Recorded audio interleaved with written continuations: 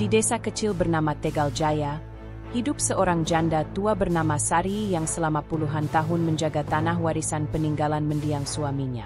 Tanah itu bukan hanya sepetak kebun dan sawah, tapi juga saksi bisu perjuangan hidup, tumpuan harapan, dan lambang kehormatan keluarga.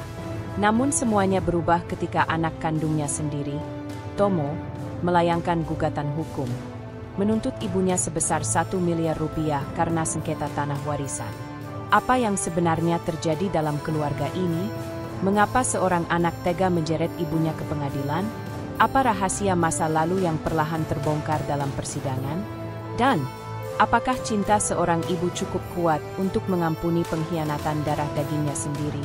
Dibantu oleh cucunya yang seorang mahasiswa hukum, Arga, Nenek Sari tak hanya berjuang mempertahankan tanahnya, tapi juga kehormatannya dan nilai-nilai keluarga yang mulai runtuh.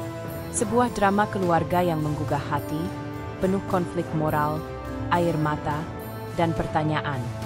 Apakah warisan terbesar seorang ibu adalah tanah atau pengampunan?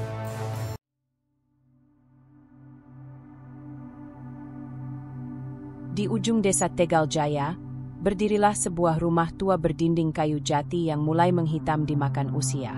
Di dalamnya, seorang perempuan tua duduk di kursi bambu dengan kain batik yang telah lusuh menutupi lututnya. Dialah Sari binti Kasmo, atau yang lebih dikenal warga dengan sebutan Nenek Sari. Rambutnya putih seluruhnya, digelung rapi di belakang kepala. Usianya 78 tahun, namun sorot matanya masih tajam dan berwibawa, menyiratkan pengalaman hidup yang panjang. Rumah itu berdiri di atas tanah seluas hampir 1 hektar, warisan dari almarhum suaminya, Pak Kasmo. Dulu, tanah itu adalah sawah yang luas dan subur, tempat mereka berdua bercocok tanam demi menghidupi 3 anak mereka, Laraswati, Tomo Sudrajat, dan Bima, yang meninggal dalam kecelakaan saat usia 15 tahun. Sejak suaminya wafat 20 tahun lalu, Sari tinggal sendiri. Laras tinggal di Jakarta, sementara Tomo menetap di desa yang sama, tapi jarang berkunjung. Hari itu, langit cerah, namun hati Nenek Sari terasa berat.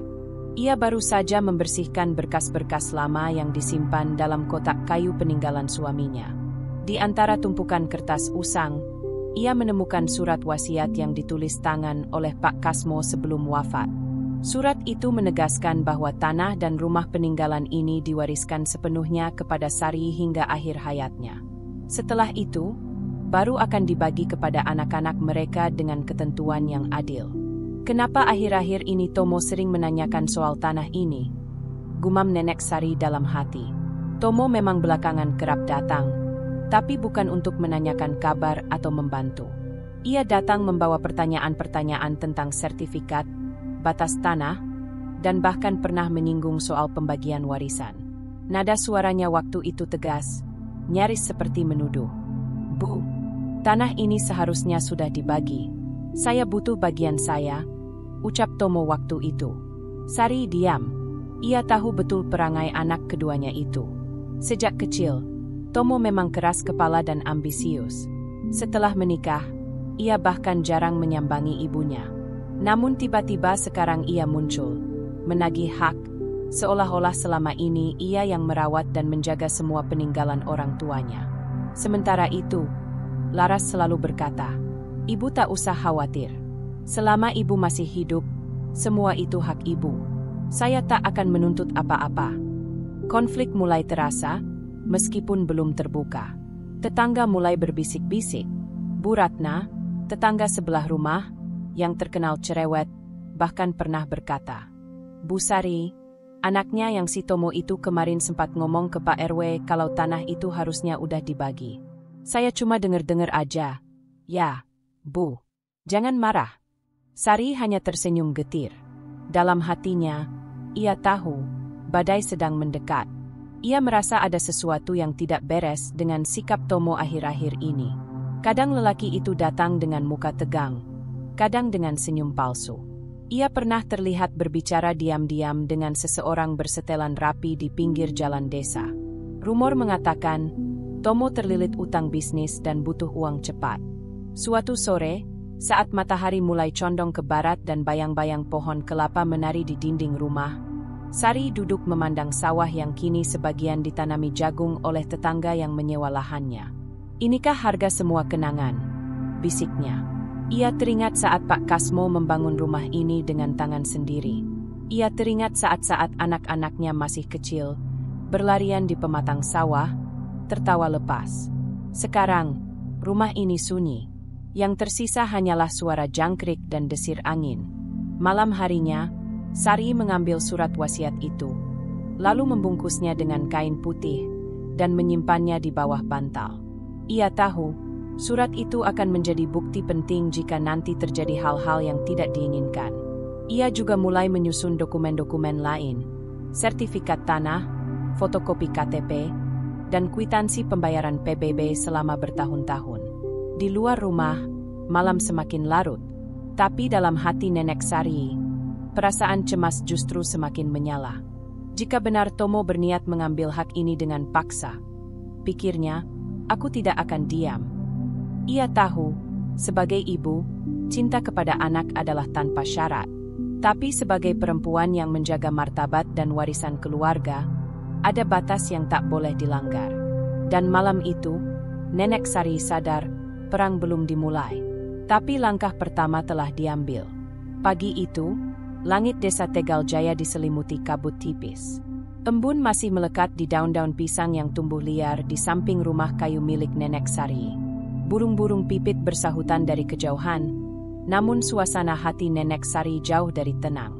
Ia sedang duduk di serambi depan rumah, ditemani secangkir teh hangat dan sebungkus kacang rebus, ketika suara klakson motor mengagetkannya. Seorang petugas dari kantor pos desa datang, membawa surat dalam amplop coklat besar. "Ibu Sari binti Kasmo?" tanya si petugas. "Saya sendiri, Nak," jawab Sari sambil berdiri pelan. Petugas itu menyerahkan surat dengan cap resmi dan pamit cepat, tak ingin terlibat lebih jauh. Nenek Sari menatap amplop itu dengan perasaan aneh. Tulisan di pojok kiri bertuliskan, "Kantor Hukuma Advokat, Surya Rekan." Dan di bawahnya, nama yang sangat dikenalnya, Tomo Sudrajat. Jantungnya berdetak lebih cepat. Dengan tangan gemetar, ia membuka amplop tersebut dan membaca isinya. Kata demi kata menancap seperti paku di dadanya. "Dengan ini kami, selaku kuasa hukum dari klien kami, Bapak Tomo Sudrajat, menyampaikan somasi kepada Ibu Sari binti Kasmo terkait hak atas sebidang tanah seluas 9.600 m yang berlokasi di desa Tegal Jaya." Mata Nenek Sari mulai basah. Ia membaca hingga akhir, tetapi pikirannya tidak sanggup mencerna. Yang ia tahu hanya satu hal, anak kandungnya, Tomo, menuntutnya sendiri. Nilainya bukan main-main, 1 miliar rupiah. Amplop itu terjatuh dari tangannya, terhempas ke lantai kayu. Sari menunduk, napasnya pendek-pendek.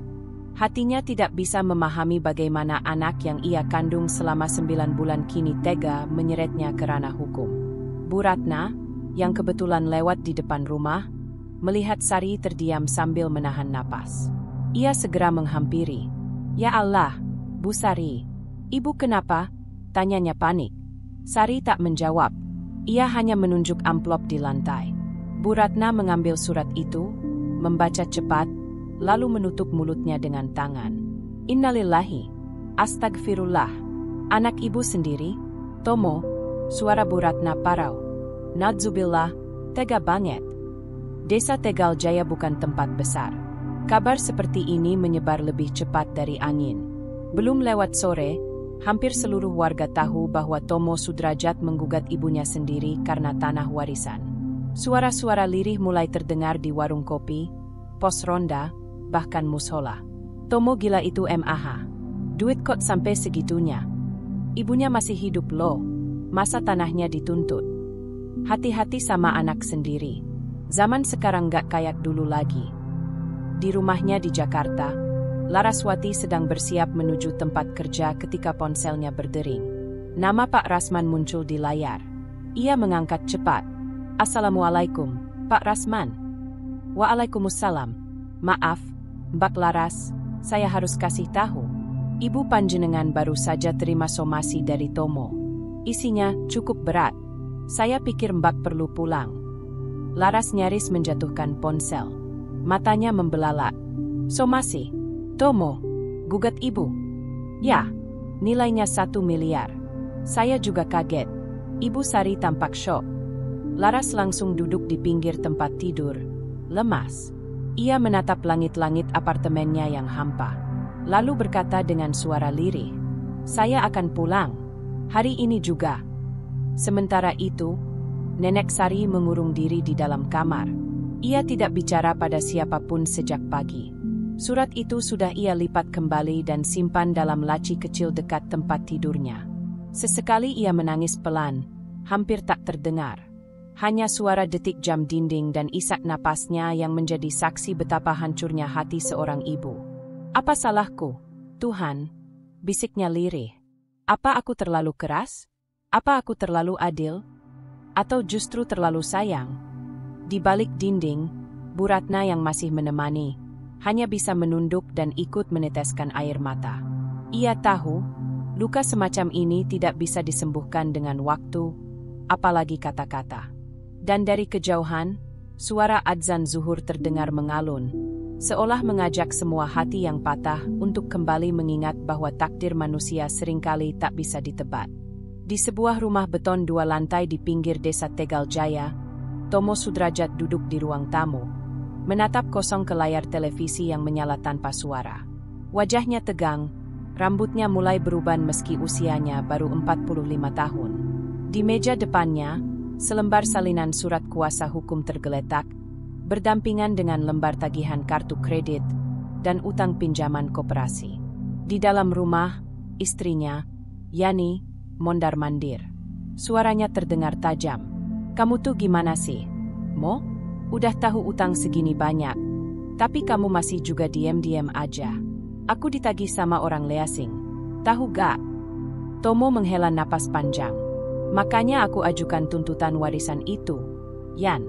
Kalau tanah itu bisa aku jual, semua lunas." Yani mendengus. "Kalau kamu dulu lebih pintar ngatur usaha, gak bakalan kayak gini, Mo." Tomo tidak membalas.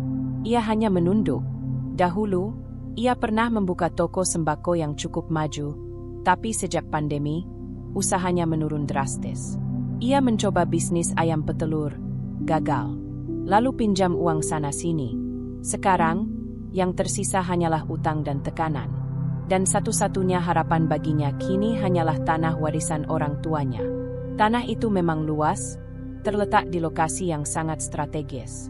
Sudah ada pengusaha luar kota yang menawarnya hingga 1,2 miliar.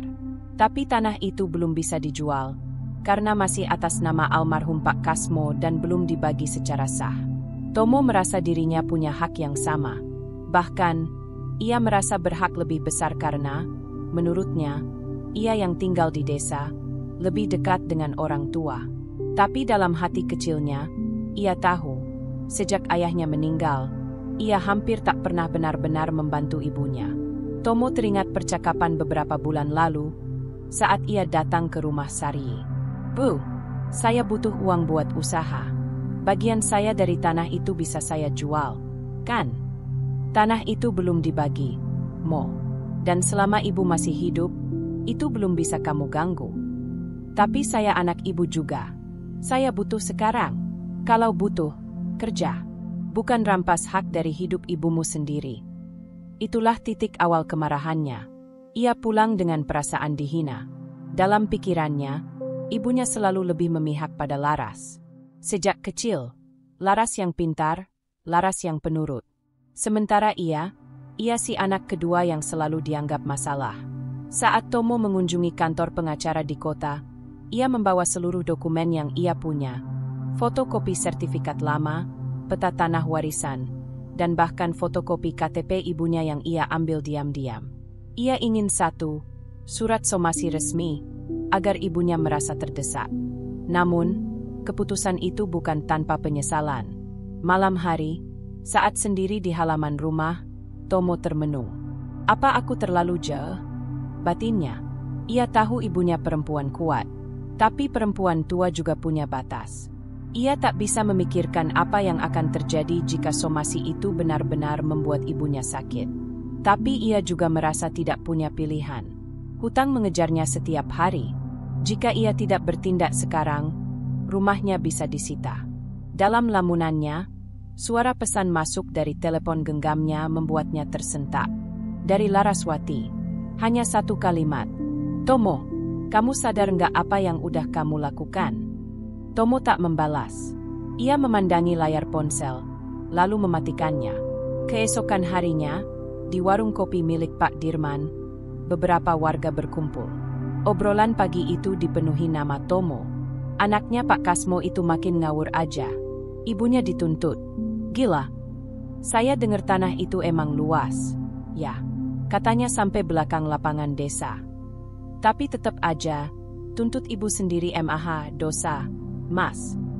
Dari jauh, Tomo yang kebetulan lewat mendengar bisik-bisik itu. Ia menunduk dan mempercepat langkah. Tapi telinga manusia lebih cepat dari kaki. Dan bisik-bisik itu mulai menjelma menjadi jarum-jarum kecil yang menusuk harga dirinya. Malamnya, Tomo duduk sendiri di dapur rumahnya. Istrinya sudah tidur. Ia membuka album lama. Di sana ada foto-foto masa kecilnya. Ia bersama Bima, Laras, dan ibunya. Semua tersenyum. "Apa ibu pernah benci aku?" bisiknya pada foto itu. Tapi hidup kadang tidak memberi ruang untuk nostalgia terlalu lama. Utang tetap menumpuk, dan pengacara mulai menagih biaya perkara. Tomo menatap surat kuasa di tangannya lagi. "Sudah terlanjur," katanya lirih. "Tinggal jalan terus." Pagi itu, langit mendung seperti menyerap kegundahan hati Nenek Sari. Di atas kepala, awan menggantung berat, tapi tak segera menurunkan hujan. Sejak menerima surat dari Tomo, hari-hari Sari seperti berjalan tanpa warna. Ia lebih sering diam, pandangannya kosong, dan makannya pun hanya beberapa suap. Tapi hari ini, ia harus keluar rumah, untuk pertama kalinya setelah kabar somasi itu meledak di desa. Diantar oleh Bu Ratna, Nenek Sari melangkah perlahan menuju Balai Desa Tegal Jaya. Pak Rasman, kepala desa yang sudah seperti keluarga sendiri, memintanya datang untuk membicarakan perihal surat somasi itu. Katanya ingin mencoba jalan damai sebelum perkara ini benar-benar masuk ke pengadilan. Tak berselang lama, mobil berwarna silver tua berhenti di depan balai desa. Turun dari dalamnya seorang perempuan berjilbab abu dan seorang pemuda berjaket kampus. Laraswati dan Arga, anak dan cucu Sari, baru tiba dari Jakarta. "Ibu," bisik Laras sambil memeluk Sari erat di pelataran kantor desa. Untuk pertama kalinya dalam seminggu, air mata Nenek Sari jatuh. Ia menangis dalam pelukan anak perempuannya seperti anak kecil. Tangisnya lirih, tak bersuara, tapi mengguncang semua yang melihatnya. "Maafkan aku telat datang, Bu," bisik Laras. "Ibu sudah tidak tahu harus bagaimana lagi, Nak," jawabnya sambil terisak. Di dalam ruangan rapat kecil, Pak Rasman menunggu. Wajahnya serius, tapi penuh simpati.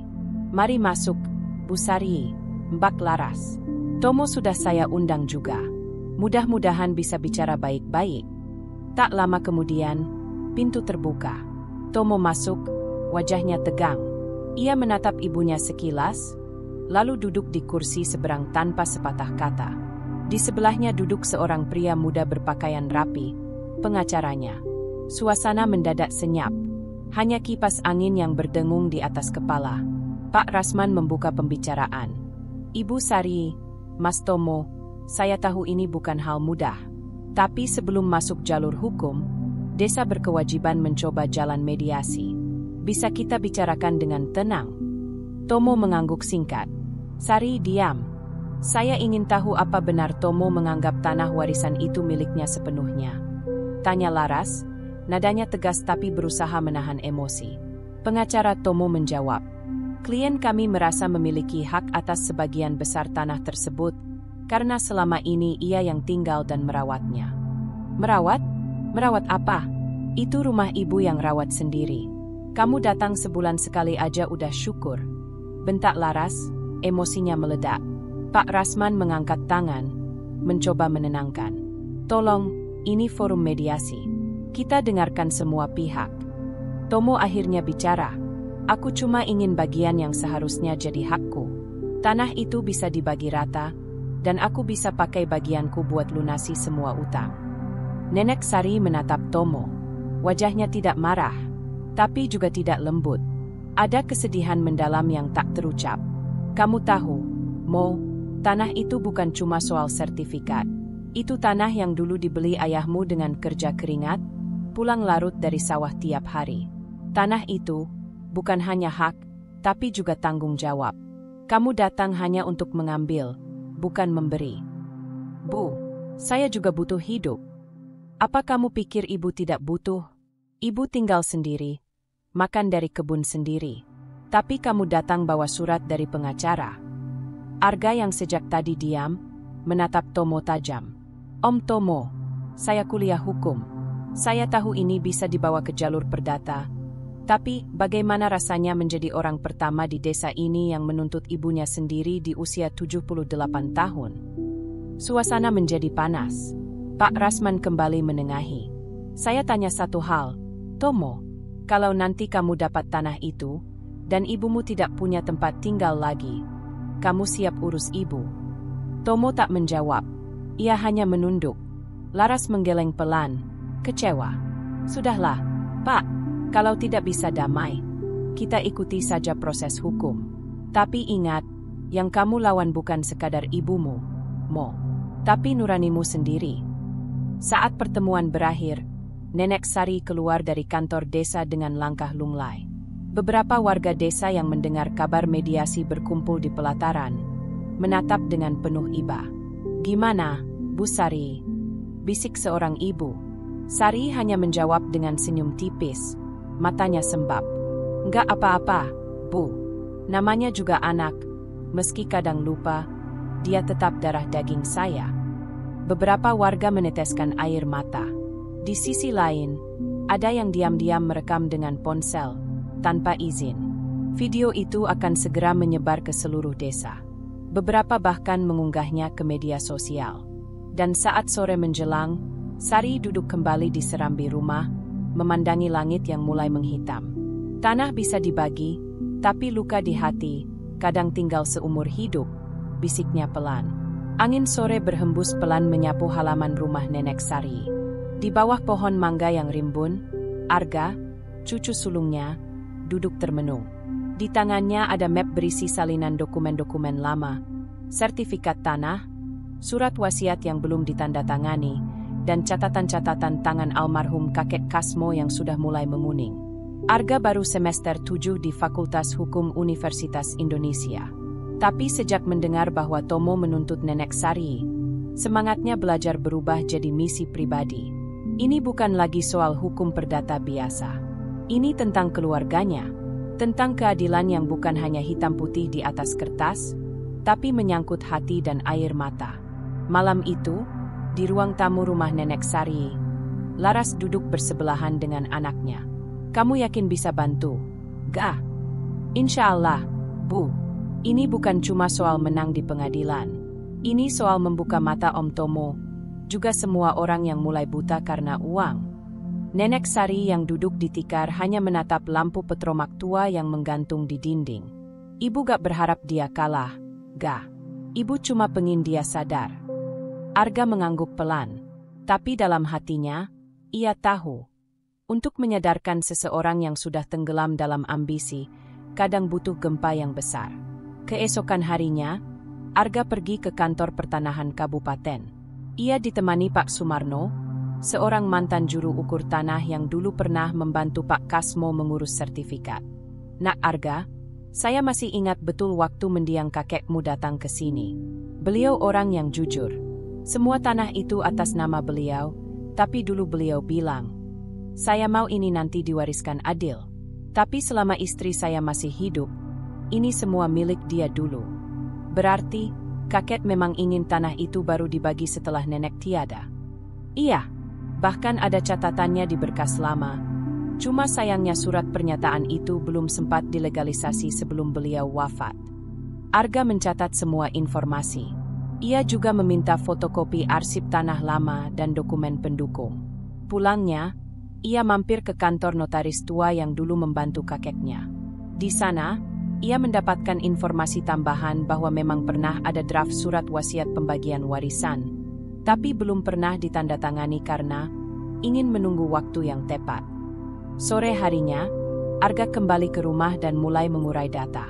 Ia membuka laptop, membandingkan sertifikat tanah induk dengan pemetaan wilayah desa, serta mencocokkan dengan catatan tangan Pak Kasmo.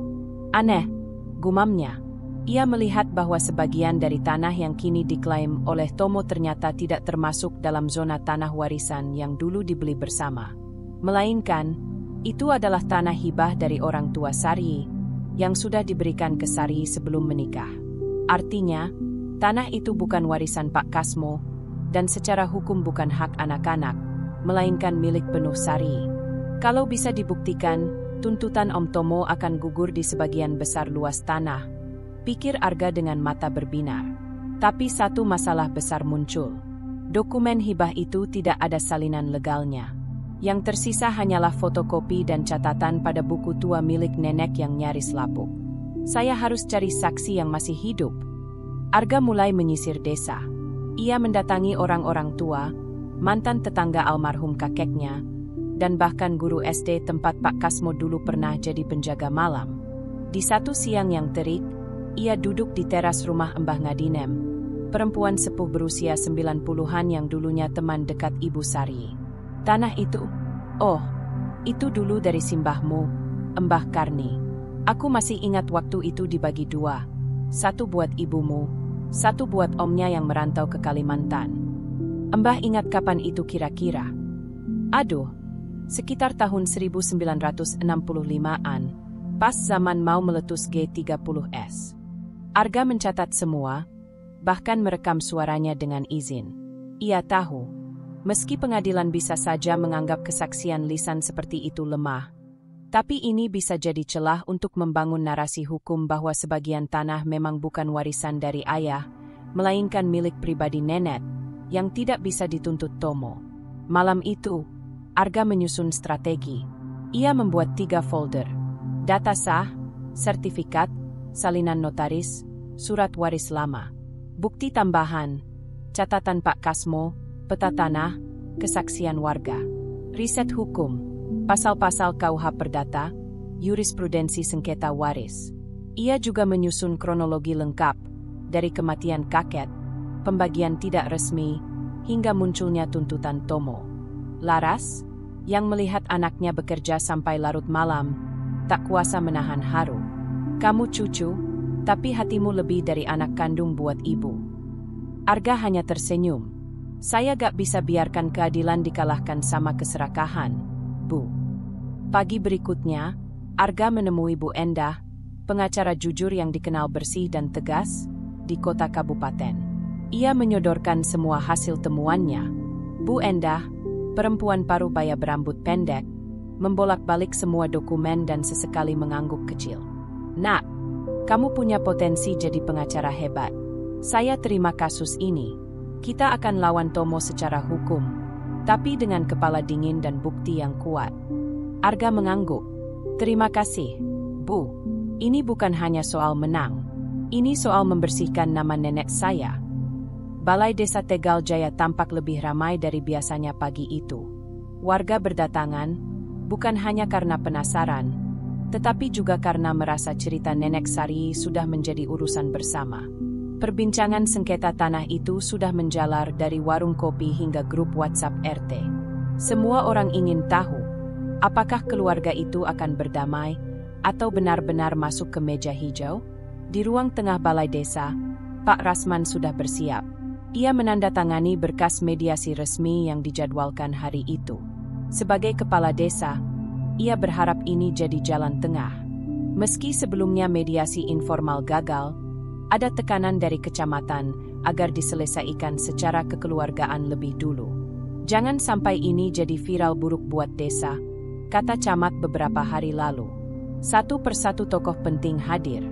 Nenek Sari datang didampingi Laraswati, Arga, dan Bu Endah, pengacara yang baru diundang resmi dalam forum hari itu.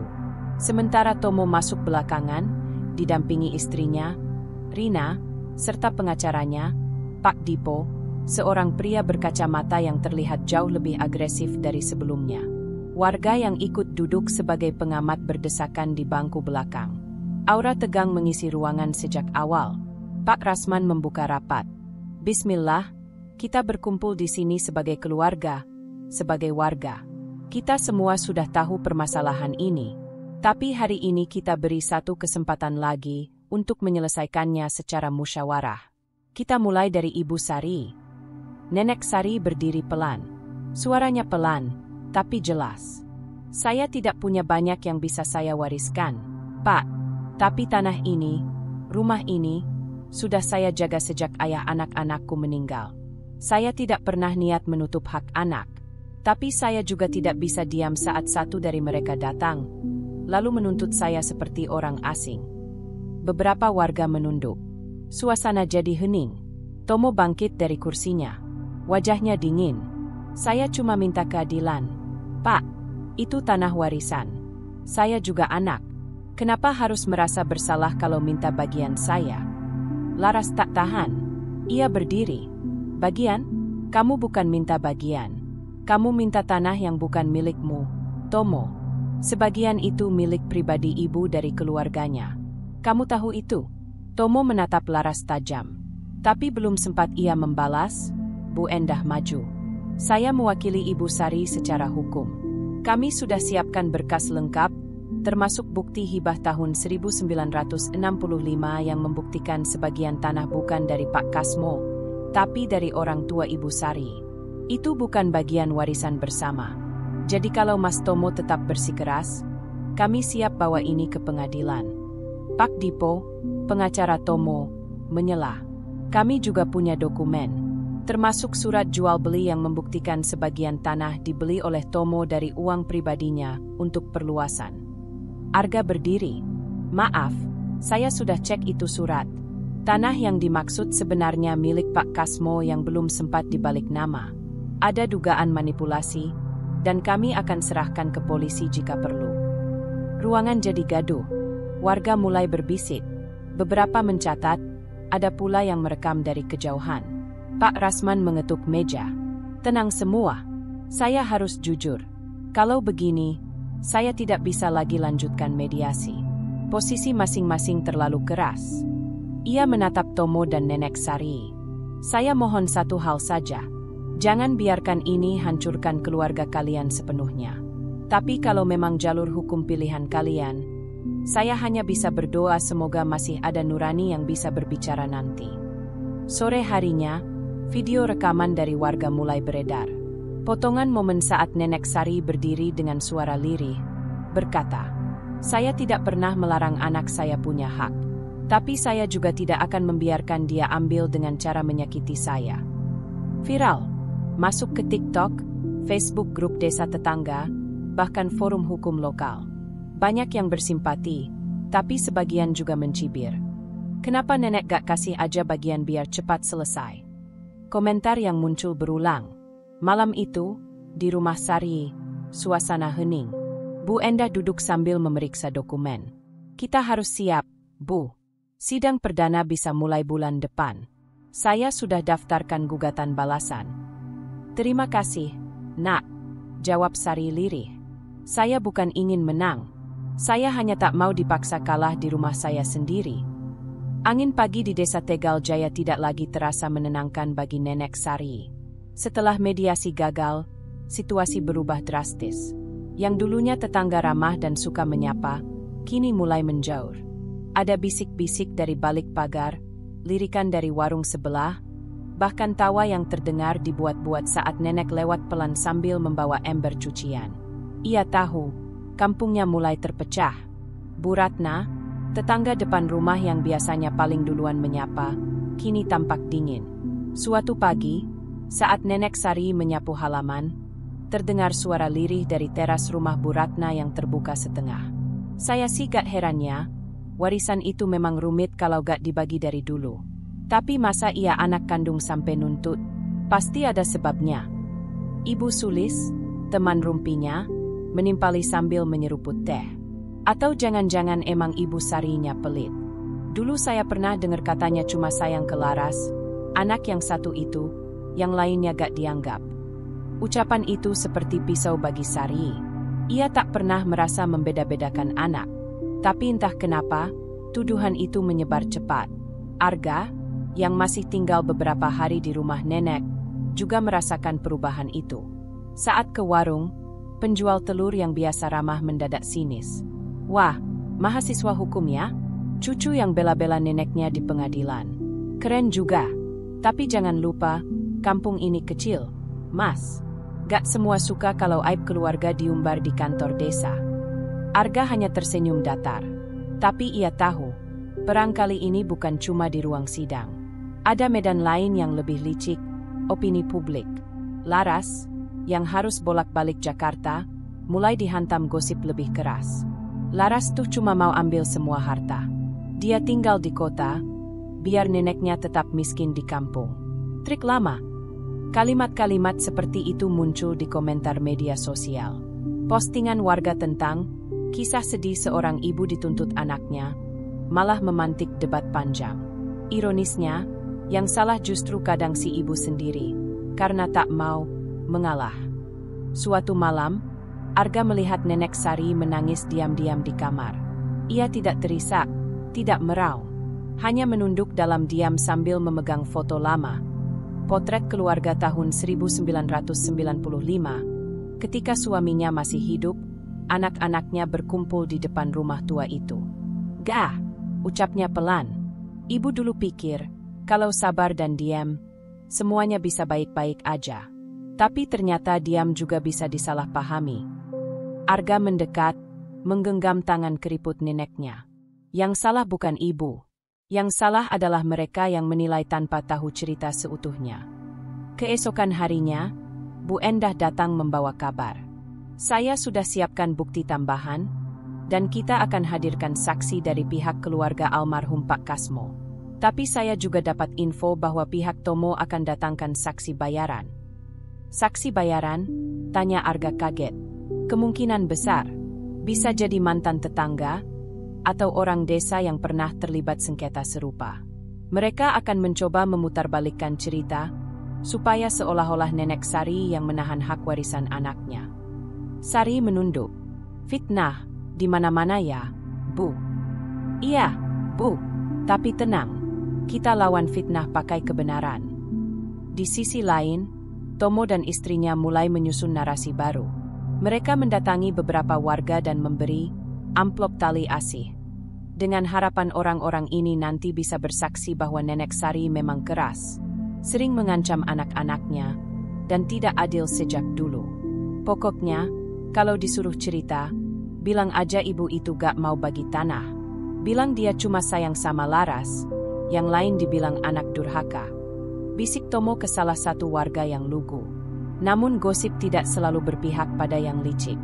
Suatu siang, Pak Rasman berdiri di depan musola kecil dan memberi pengumuman seusai salat Jumat. Warga Tegal Jaya, tolong jangan ikut menyebar fitnah tentang keluarga Bu Sari. Kalau ada masalah hukum, biar diselesaikan di pengadilan. Jangan kita jadi penyebar api di rumah orang lain. Teguran itu membuat banyak warga malu, termasuk Bu Ratna, yang malamnya datang sendiri ke rumah nenek Sari membawa ketan dan sayur lodeh. Maaf ya, Bu, kadang mulut ini ikut-ikutan. Tapi saya doain ibu kuat. Sari tersenyum, matanya basah. Makasih, Ratna. Doa orang jujur lebih kuat dari 1000 tuduhan. Di sudut rumah yang sederhana, Arga menyalakan laptop dan mengetik kronologi untuk pengacara. Sementara itu, jauh di rumahnya, Tomo berbicara di telepon. Kalau semua gagal, saya tuntut pidana. Biar sekalian ibu saya itu dipenjara. Dan di luar sana, kampung Tegal Jaya kembali tenang. Tapi hanya di permukaan. Hari itu langit mendung saat nenek Sari melangkah keluar dari mobil sewaan di depan Pengadilan Negeri Karangjati. Gedung putih dengan pilar besar itu terasa dingin dan asing baginya.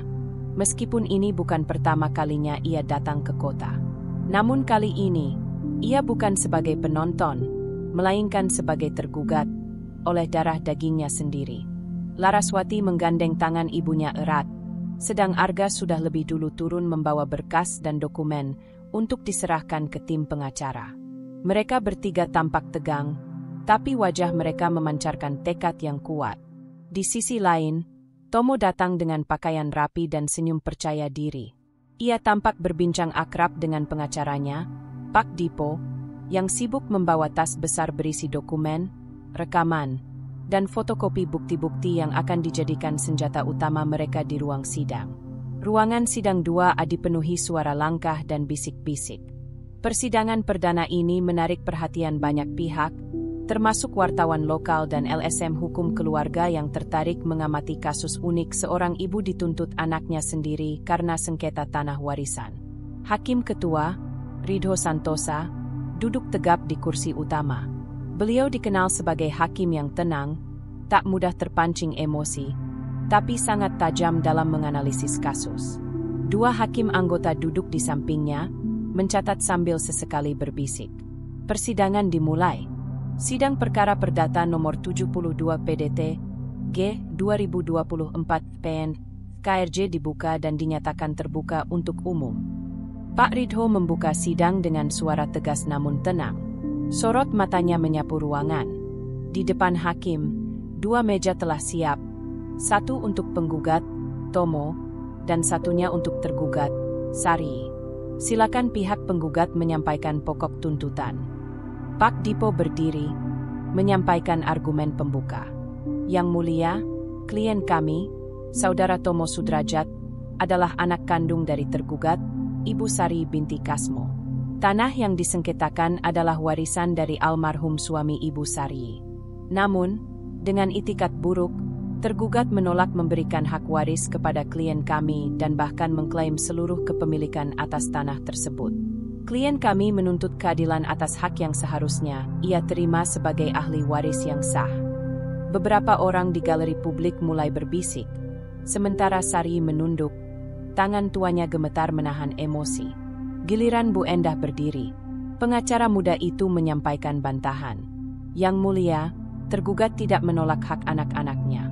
Namun sebagian dari tanah yang disengketakan adalah milik pribadi tergugat yang diwarisi dari orang tuanya sebelum menikah. Dan sebagian lainnya telah dibuatkan akta hibah untuk anak pertamanya, Laraswati, sebelum almarhum suaminya meninggal.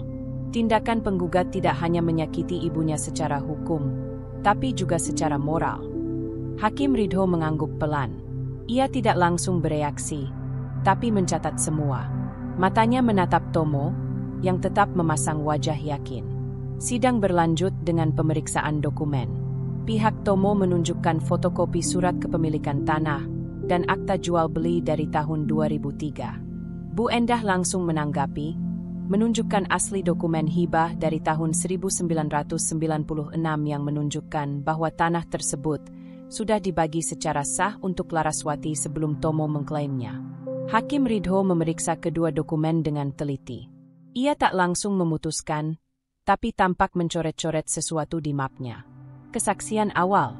Saksi pertama dari pihak Tomo adalah seorang warga lama bernama Pak Jaya, yang mengaku mendengar sendiri bahwa Ibu Sari pernah berkata bahwa tanah itu akan dibagi rata. Namun, di saat bersamaan, Bu Endah membongkar fakta mengejutkan. Yang mulia, saksi ini adalah saudara sepupu dari penggugat. Ia sebelumnya pernah dilaporkan atas kasus pemalsuan surat tanah di desa sebelah.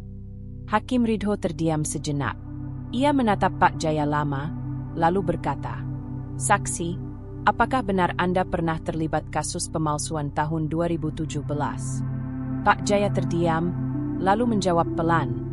Pernah, Yang Mulia. Tapi sudah selesai. Suara di ruang sidang jadi riuh. Reputasi saksi mulai diragukan. Arga maju ke barisan depan. Di akhir sidang, Arga diminta untuk menjelaskan kronologi bukti surat-surat yang ia kumpulkan dari arsip kelurahan, kecamatan, bahkan dari almarhum kakeknya. Ia berbicara tenang, tanpa strip. "Saya bukan pengacara. Saya hanya cucu yang melihat nenek saya diperlakukan seperti orang asing di tanah yang ia rawat selama puluhan tahun.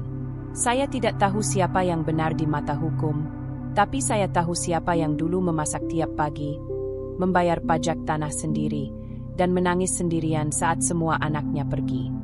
Beberapa orang di ruang sidang tampak menunduk. Jika hukum hanya melihat dari kertas, maka mungkin kami akan kalah.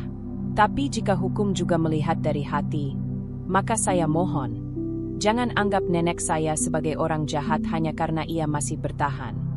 Hakim Ridho diam lama. Ia menutup mapnya, lalu berkata, "Baik, sidang ditunda 1 minggu untuk memanggil saksi tambahan dan menyelidiki keabsahan dokumen. Sidang ditutup." Tok, tok, tok. Di luar ruang sidang, suasana lebih tegang. Tomo menoleh tajam ke Arga. "Kamu pikir kamu bisa menang lawan bapakmu sendiri?" Arga hanya menjawab dingin. "Saya tidak sedang melawan ayah.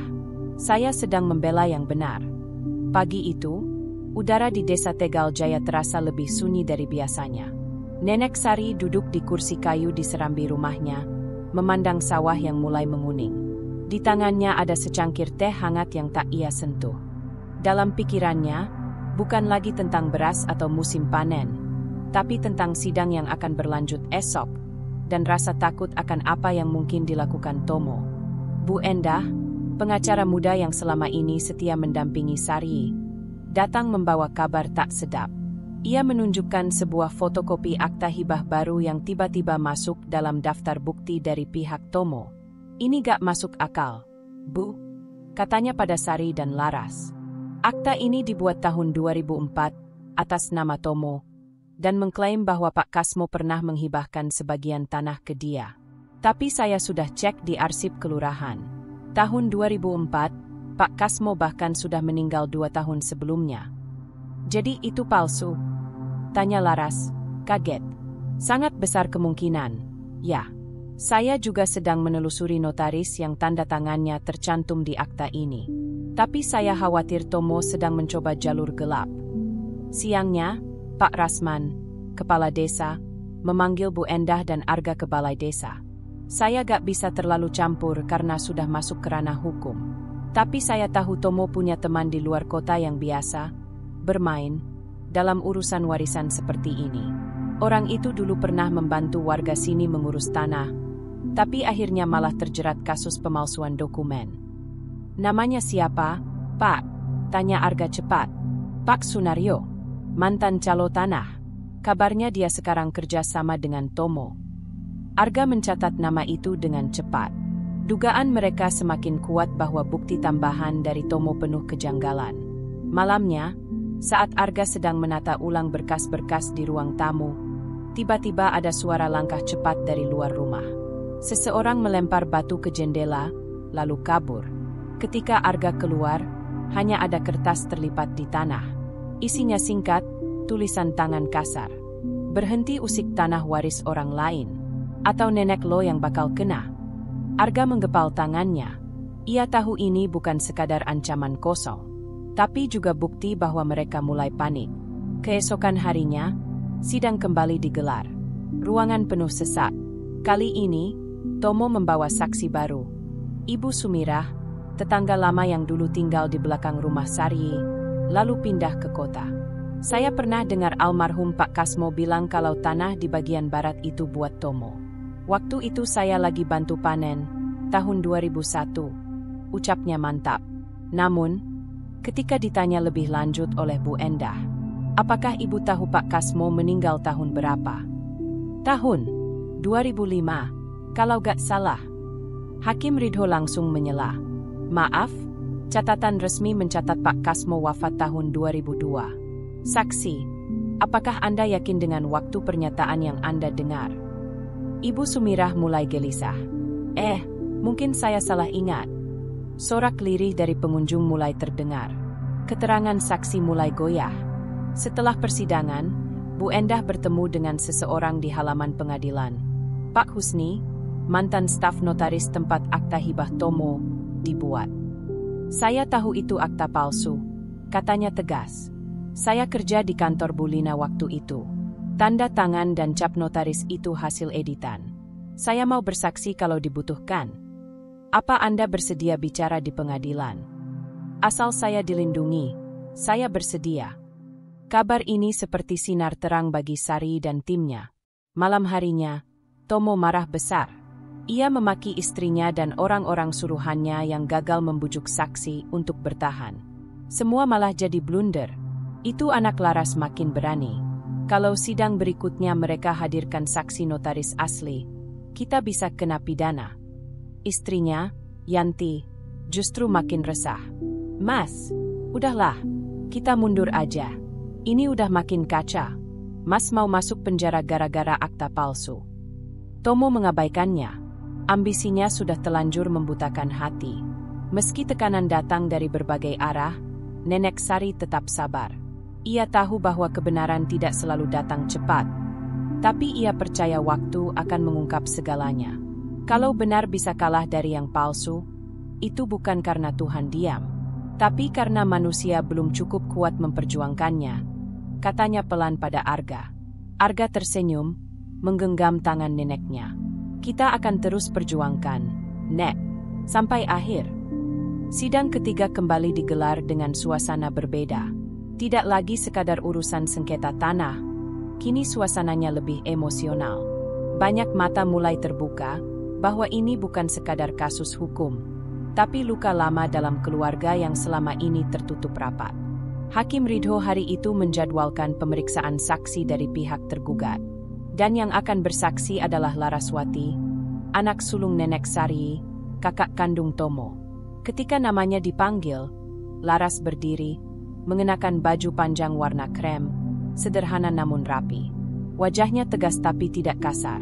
Ia membawa sebuah map berisi fotokopi surat-surat lama, serta secarik foto usang.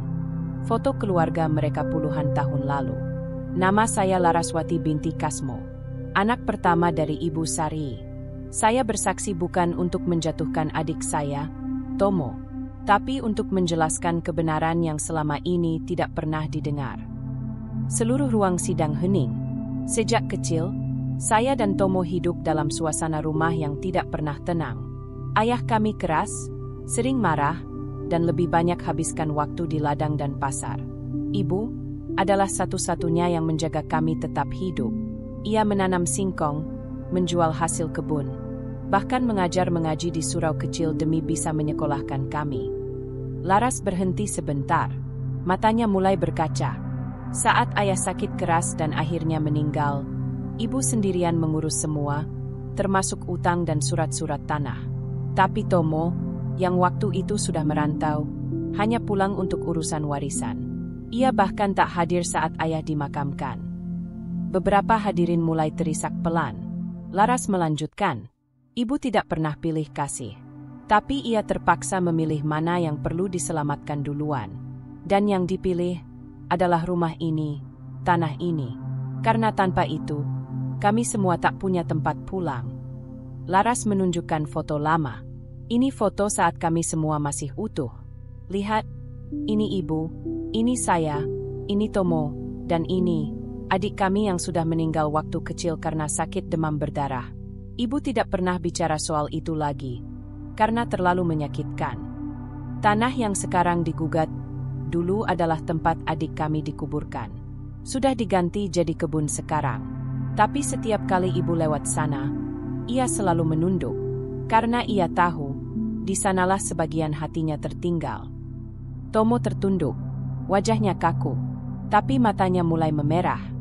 Hakim Ridho bertanya, Saudari Laraswati, apakah Anda memiliki bukti bahwa sebagian tanah itu memang pernah diberikan secara sah kepada Anda? Ada, Yang Mulia. Laras menyerahkan fotokopi akta hibah dari tahun 1996. Ini hibah yang ditandatangani oleh ayah dan disahkan oleh kepala desa waktu itu. Saya tak pernah mengklaim tanah lain.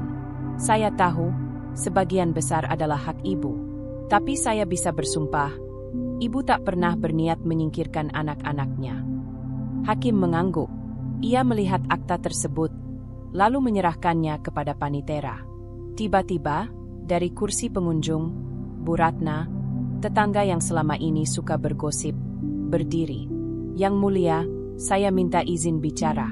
Saya merasa bersalah. Hakim memberi isyarat. Bu Ratna berjalan ke depan dan berkata pelan. Selama ini saya ikut-ikutan ngomongin Bu Sari. Saya kira dia memang sengaja pelit sama anak-anaknya. Tapi sekarang saya baru sadar, saya gak pernah benar-benar tahu. Saya cuma ikut omongan orang. Ia menunduk, menangis. Maaf, Bu Sari, saya salah. Nenek Sari tak menjawab, tapi air matanya jatuh diam-diam. Hakim Ridho mengetuk palu. Sidang ditunda hingga minggu depan. Kami akan melakukan verifikasi tambahan terhadap akta hibah dan memanggil saksi ahli dari kelurahan. Saya menghimbau kepada semua pihak, berhentilah membawa dendam ke meja hukum. Karena hukum bisa memutuskan hak, tapi tidak bisa menyembuhkan luka batin. Tok. Di luar ruang sidang, Tomo duduk di tangga pengadilan. Laras menghampirinya, tanpa kemarahan. Mas, kalau masih ada yang ingin Mas perjuangkan, perjuangkan. Tapi jangan sampai lupa, siapa yang dulu bangunin kita tiap pagi? Siapa yang masak saat kita belum kerja? Siapa yang masih doain kita sampai hari ini? Tomo tak menjawab, tapi ia menggenggam lututnya kuat-kuat, seperti menahan sesuatu yang hampir pecah dari dalam dirinya. Hari itu terasa berbeda. Angin kencang bertiup dari arah barat desa Tegal Jaya, seolah membawa firasat bahwa sesuatu akan terbongkar. Di rumah Nenek Sari, suasana senyap. Arga duduk di ruang tengah bersama Bu Endah, membuka satu persatu dokumen dan rekaman yang dikumpulkannya. Sidang hari ini akan menentukan apakah bukti-bukti palsu dari pihak Tomo cukup kuat untuk didiskualifikasi, atau malah justru menjebak Tomo ke lubang yang ia gali sendiri. Beberapa hari sebelumnya, Bu Endah berhasil menghubungi seseorang yang dulu bekerja dekat dengan Tomo, seorang mantan rekan bisnisnya bernama Danu Prasetyo. Danu setuju untuk bertemu di luar pengadilan. Saya capek nutupin kebusukan Tomo, Bu. Waktu dia minta bantuan bikin akta palsu itu, saya udah bilang, ini bisa bikin dia masuk penjara. Tapi dia ngotot. Katanya, cuma itu cara biar dia bisa keluar dari utang dan tetap kelihatan hebat di mata mertuanya. Kau tahu siapa yang bantu buat surat palsu itu? Pak Sunario. Dulu dia calo tanah, sekarang masih main belakang. Tapi saya udah bosan. Tomo bukan cuma nyeret dirinya sendiri, tapi ibunya sendiri juga kena malu. Itu gak bisa saya terima. Danu akhirnya menandatangani surat pernyataan bahwa ia terlibat dalam proses pembuatan akta hibah palsu dan bersedia bersaksi jika diminta. Hari itu, ruang sidang kembali penuh sesak. Hakim Ridho tampak lebih tenang dari biasanya, tapi sorot matanya tajam. Saksi tambahan dipanggil, Danu Prasetyo. Tomo sontak gelagapan. Wajahnya pucat. Ia menoleh ke pengacaranya yang tampak bingung, karena nama ini tidak ada dalam daftar resmi dari pihak manapun. Danu maju ke mimbar, mengenakan batik sederhana, wajah tegas, suara mantap. Saya Danu Prasetyo, mantan rekan bisnis Tomo Sudrajat. Saya di sini bersaksi atas keterlibatan saya dalam proses pemalsuan akta hibah atas nama almarhum Pak Kasmo. Akta itu tidak pernah ada sampai Tomo memintanya dibuat tahun lalu, dengan bantuan Pak Sunario.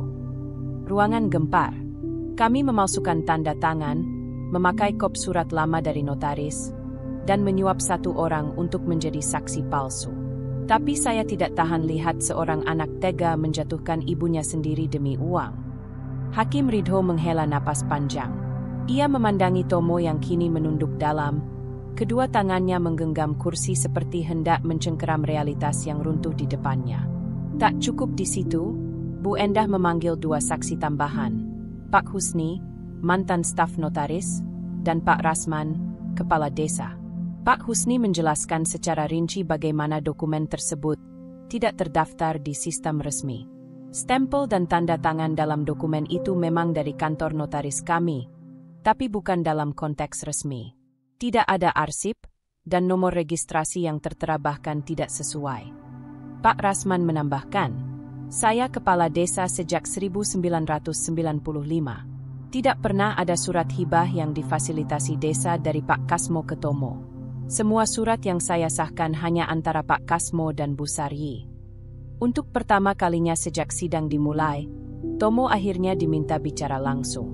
Ia berdiri pelan, dengan suara lirih yang nyaris tenggelam dalam hening. Saya, awalnya cuma ingin tanah itu. Saya pikir itu hak saya. Saya merasa selalu jadi anak yang gak pernah diperhitungkan. Saya ingin buktikan ke keluarga istri saya bahwa saya bisa punya sesuatu. Ia menunduk, suaranya pecah. Tapi saya salah. Saya malah hancurkan orang yang paling sayang sama saya. Ibu saya.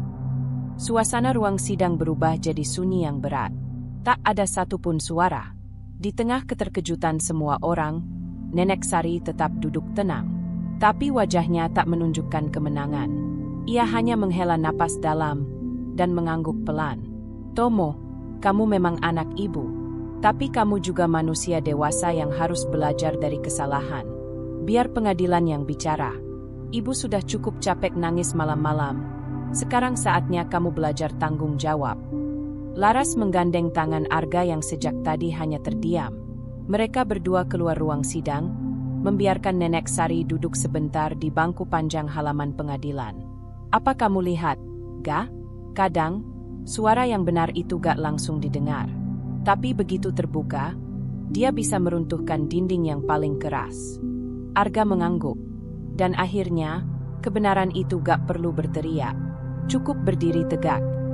Hujan turun pelan di halaman rumah Nenek Sari malam itu. Suara tetesan air dari genting tua terdengar seperti ketukan waktu, perlahan namun pasti. Di dalam rumah yang tak begitu luas itu, Nenek Sari duduk sendiri di ruang tengah, mengenakan selendang abu-abu yang sudah mulai lusuh. Di pangkuannya tergeletak buku doa dan secangkir teh yang sudah dingin. Tak ada suara dari luar, hanya suara hati yang terus berdebat dalam dirinya. Apa ibu harus menuntut balik Tomo? Apa ibu tega melihat anak sendiri di penjara karena ingin merebut tanah ini? Tapi, kalau ibu diam, nanti anak cucu lain ikut-ikut tak hormati orang tua. Sejak sidang terakhir, nama Tomo tercemar. Warga desa mulai berbisik-bisik, menudingnya sebagai anak durhaka. Bahkan istrinya sendiri, Ibu Rini, kabarnya kembali ke rumah orang tuanya dan membawa serta anak-anak mereka. Sari tahu, hidup Tomo sekarang sedang karam. Tapi ia juga tahu, luka yang ditinggalkan Tomo padanya bukan luka kecil. Luka itu bukan cuma soal surat tanah, tapi soal dikhianati oleh orang yang dilahirkan dan dibesarkannya sendiri. Namun, malam itu, ia membuka kembali kotak kayu tua dari lemari kamarnya. Isinya kenangan, foto keluarga, surat-surat lama, dan satu benda kecil. Sebuah sepatu bayi yang dulu milik Tomo saat masih balita. Ia genggam sepatu itu dengan tangan gemetar. Dulu, ibu rela puasa berhari-hari demi bisa beli ini. Ibu gendong kamu ke sawah, ke pasar, ke pengajian. Masa ibu tega benar-benar menjerumuskan kamu sekarang? Sekitar pukul 9 malam, suara ketukan di pintu mengagetkan Sari. Ia berjalan pelan ke depan. Di luar, basah kuyup dan tampak lemah, berdiri seseorang yang dulu begitu akrab namun sekarang terasa asing. Tomo. Bu, boleh saya masuk?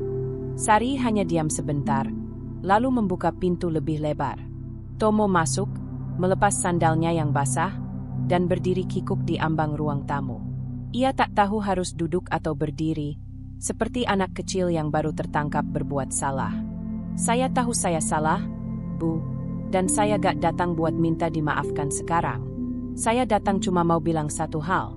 Sari tetap diam, hanya memandangi wajah anaknya. Saya siap dipenjara. Saya siap dituntut balik.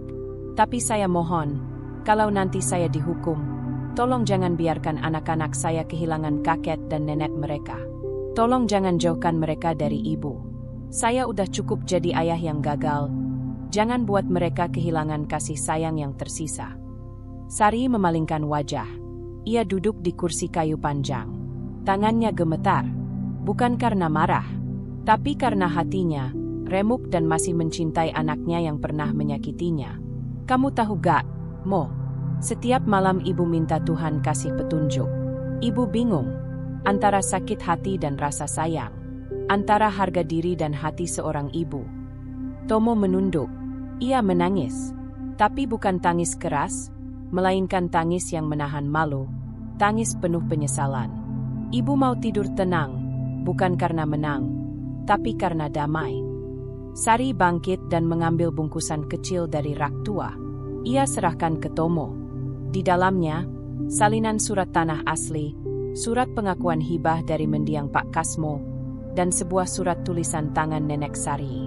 Besok ibu akan cabut laporan pidana, tapi ibu gak akan batalkan gugatan perdata. Kamu tetap harus bertanggung jawab di mata hukum, biar ini jadi pelajaran. Tapi kamu gak akan ibu kirim ke penjara. Tomo menggenggam surat itu, lalu menunduk mencium tangan ibunya dengan gemetar. Terima kasih, Bu. Saya gak layak dimaafkan, tapi terima kasih. Ibu gak maafin kamu sekarang. Belum, tapi ibu juga gak mau dendam lama-lama. Hidup ini udah cukup pendek. Kalau nanti kamu masih bisa jadi orang baik, buktikan ke anak-anakmu, bukan ke ibu.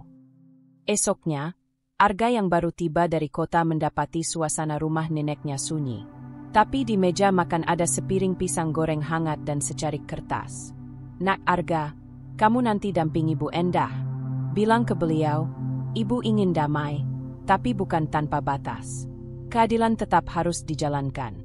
Cuma jangan sampai hilangkan anak dari ibunya, seperti dulu ibu hampir kehilangan kalian semua karena kemiskinan dan amarah. Arga membaca itu sambil terdiam. Nenek bukan hanya bijak, tapi kuat. Dan kekuatannya bukan karena keras, tapi karena hatinya tak pernah menyerah mencintai. Langit pagi itu tak terlalu cerah, tapi juga tak mendung. Semacam pertanda bahwa hari ini bisa kemana saja, ke arah terang atau gelap.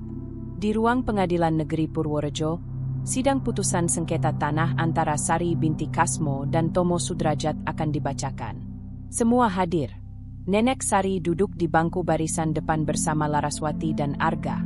Bu Endah tampak tenang meski wajahnya menyiratkan kewaspadaan. Di sisi lain ruangan, Tomo duduk sendiri. Ia tak lagi mengenakan batik mahal seperti awal sidang-sidang dulu. Hari ini ia mengenakan kemeja putih sederhana dan celana hitam longgar. Tak ada siapapun yang menemaninya. Istrinya tak datang. Hakim Ridho memasuki ruangan dengan langkah tenang. Ia membuka sidang dengan suara mantap. Sidang Perkara Perdata nomor 74 PDT G 2023 PNPWR antara penggugat Ibu Sari binti Kasmo dan tergugat Tomo Sudrajat hari ini memasuki tahap pembacaan putusan. Semua orang menahan napas. Berdasarkan bukti-bukti tertulis, kesaksian para saksi, dan fakta-fakta hukum selama persidangan, Majelis Hakim memutuskan sebagai berikut. 1. Mengabulkan gugatan penggugat sebagian. 2. Menyatakan bahwa tanah warisan di RT 05 RW 02 Desa Tegal Jaya dengan luas 600 m adalah sah milik Sari binti Kasmo sebagai ahli waris yang sah dari almarhum Kasmo. 3. Menyatakan bahwa akta hibah yang diajukan oleh tergugat adalah tidak sah secara hukum karena terbukti palsu. 4. Menyatakan tergugat telah melakukan perbuatan melawan hukum. 5. Menjatuhkan ganti rugi moral kepada penggugat sebesar 100 juta rupiah atas kerugian nama baik dan tekanan psikologis yang dialami. 6. Menolak gugatan penggugat selebihnya. Sari menunduk. Ia tak tersenyum. Laras mengusap punggung ibunya. Arga menatap Tomo yang menunduk lebih dalam lagi. Ia tak protes, tak berkata sepatah kata pun. Seolah menerima semua dengan hati yang sudah habis tenaga. Di luar pengadilan, wartawan lokal dan warga mulai mendekat. Namun Bu Endah segera memberi pernyataan singkat. Bu Sari tidak menginginkan balas dendam. Ia hanya ingin keadilan dan pengakuan. Kami menganggap putusan ini cukup adil. Saat wartawan bertanya apakah Sari akan mengajukan tuntutan pidana, Arga yang menjawab, "Tidak, kami memilih berdamai dengan luka. Tapi bukan berarti kami akan diam jika kejadian ini terulang."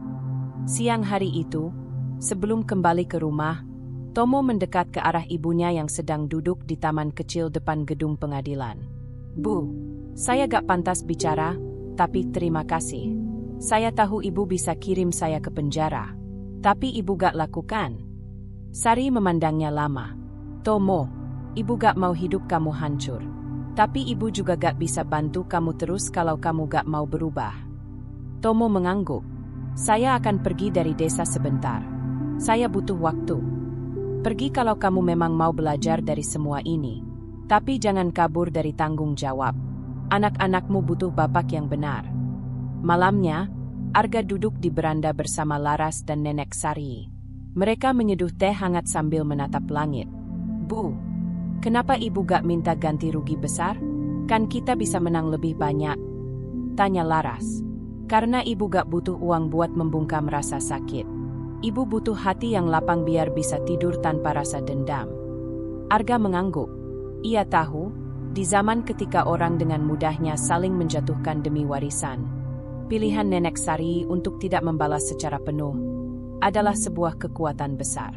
Beberapa hari kemudian, Hakim Ridho menulis catatan khusus untuk arsip pengadilan. Kasus ini bukan soal sengketa biasa.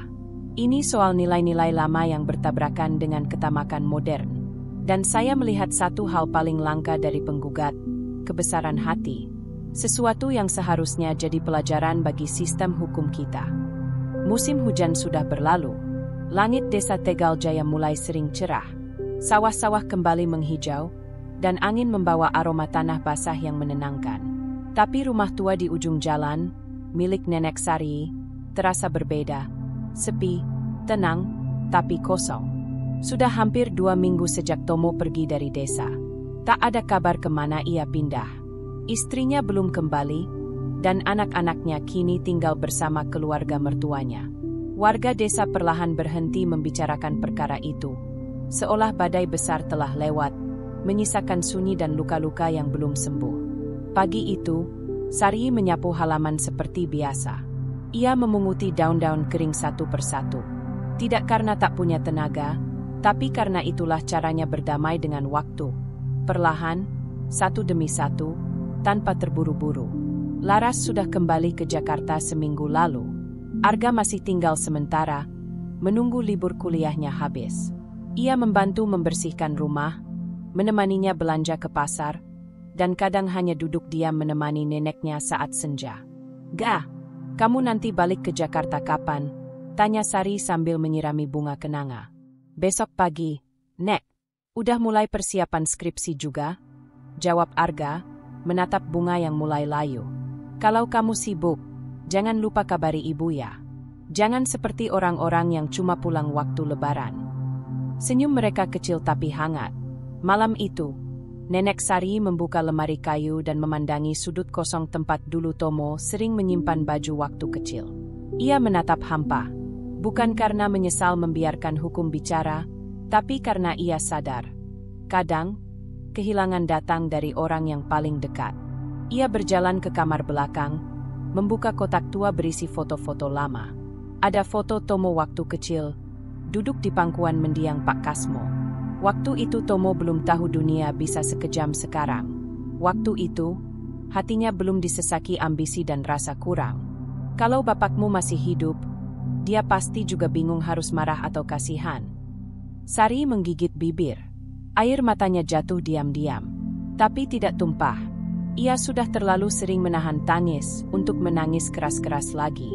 Keesokan harinya, Bu Ratna datang membawa bungkusan kue onde-onde. "Bu Sari, saya tahu kemarin-kemarin saya ikut-ikutan ngomongin Tomo. Maaf ya, kadang kami warga cuma ikut rame. Padahal nggak tahu perasaan orang tua tuh kayak apa." "Sudah, Bu. Kalau saya bawa sakit hati terus, nanti gak bisa sembuh. Tapi makasih sudah datang. Saya dengar Tomo ke Semarang, katanya mau kerja di proyek bangunan. Saya gak tahu persis, tapi saya harap dia baik-baik saja dimanapun dia." Keduanya duduk sebentar sambil menyeruput teh. Tak banyak kata, tapi diam-diam, hati Sari menghangat sedikit. Ternyata, di balik gunjingan, masih ada tetangga yang peduli. Malam sebelum berangkat ke Jakarta, Arga duduk di beranda sambil menulis di jurnalnya. Lalu ia mendekat ke neneknya. "Nek, besok Arga balik." Tapi Arga udah nitip satu hal ke Pak Rasman. "Apa itu?"